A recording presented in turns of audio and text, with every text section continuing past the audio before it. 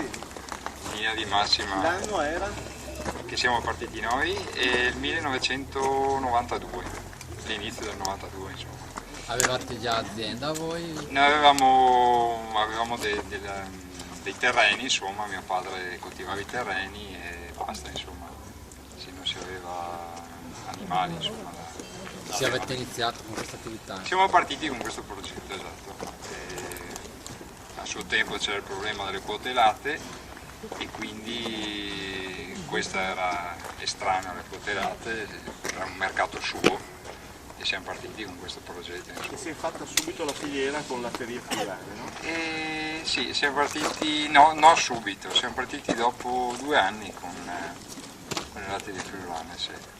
All'inizio eravamo con un paio di caseifici piccoli della zona, Palce all'inizio e Bania, poi lì non sono riusciti a portare avanti la trasformazione della mozzarella e quindi siamo passati a un caseificio grosso, insomma, in grado di trasformare tutto il latte prodotto, insomma, sia nostro che degli altri 2 allevamenti di Udine.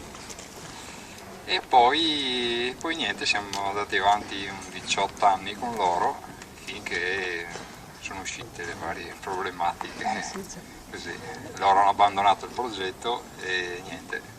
Quindi voi adesso? Adesso ci siamo trovati un annetto, sì, un paio di anni fa ci siamo trovati un po' spiazzati. Abbiamo fatto un po' di difficoltà e adesso pian pianino abbiamo trovato delle altre latterie interessate alla mozzarella, poi un po' ci ha aiutato anche il discorso del sud, l'inquinamento che c'è stato e quindi insomma così. Quindi queste varie latterie minori, ognuna fa la propria trasformazione per la sua zona e riesce insomma a portarci via tutto il latte, insomma. Sì. Però, Ma mi scusi, col lato di bufala, non credo si possa fare solo la mozzarella. Si fa di tutto con la latte. Quindi se ci fosse una latteria X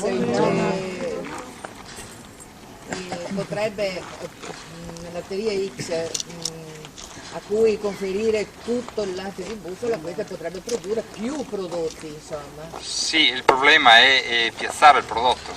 No, è questo, ho capito. Il problema Oddio, è quello. creare una latteria Una X latteria friulana, come potrebbe essere la latteria friulane, che è presente su tutto il territorio friulano e non solo, anche sia all'estero, Austria, sia verso il Triveneto, insomma Veneto,